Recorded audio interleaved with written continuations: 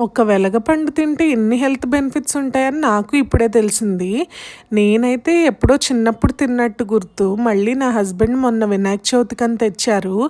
ఇంక దాంతో ఏం చేస్తారు అని యూట్యూబ్‌లో ఎతుకుతుంటే ఈ చాట్ రెసిపీ అయితే దొరికింది. ఇంకా నా హస్బెండ్ వాళ్ళైతే చిన్నప్పుడు చట్నీ చేసుకొని తినేవాళ్ళంట అన్నంలోకి. ఈ ఫ్రూట్‌ని డయాబెటిస్ ఉన్నవాళ్ళు గూడా హ్యాపీగా తినేయొచ్చంట. డైజెషన్‌కి గూడా మంచిగా హెల్ప్ చేస్తుంది. అండ్ ఆల్సో విటమిన్ సి గూడా ఉంటుందంట. సో దట్ మన ఇమ్యూనిటీ పెంచుకోవడానికి మంచిగా హెల్ప్ చేస్తుంది.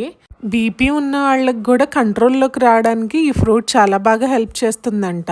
నేనైతే ఫస్ట్ హాఫ్‌కి బ్రేక్ చేసేసి అందులో ఉన్న పల్పునంతా ఒక గిన్నెలోకి తీసేసుకున్నాను. తర్వాత రోట్లోకి 3 పచ్చిమిర్చి, ఉప్పు, ఇంకా చాట్ మసాలా, మిరియాల పొడి, ఇంకా నిమ్మకాయ కూడా పిండేసుకున్నాను. అంతా మంచిగా దంచేసుకొని ఫైనల్‌గా అన్నీ మిక్స్ చేసేసుకుంటే చాట్ రెసిపీ అయితే రెడీ అయిపోతుంది. పుల్ల పుల్లగా, కారం కారంగా భలే ఉంది టేస్ట్.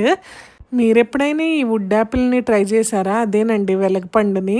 ఇన్‌కేస్ ట్రై చేస్తే నాకు కామెంట్ సెక్షన్‌లో చెప్పేయండి మీకు టేస్ట్ ఎలా అనిపించిందో. ఈ ఫ్రూట్‌తో మిల్క్ షేక్ కూడా చేస్తారంట. ఇంకా ఫస్ట్ టైం ట్రై చేస్తున్నాం కదా, ఎందుకులే ఎక్స్పెరిమెంట్స్ అని నేను ట్రై చేయలేదు.